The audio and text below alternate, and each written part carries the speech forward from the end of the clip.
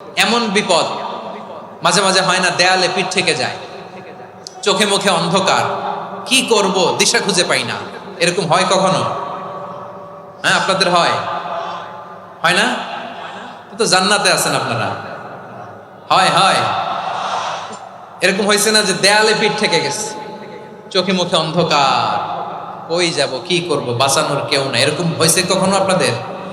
যদি হয় তাইলে এটার সলিউশন বলবো, না হইলে তো এগুলো বলে লাভ নাই। হয় হয় হয় বিশ্বনবী এরকম কঠিন বিপদে পড়েছেন জীবনের কিছু কিছু মুহূর্তে।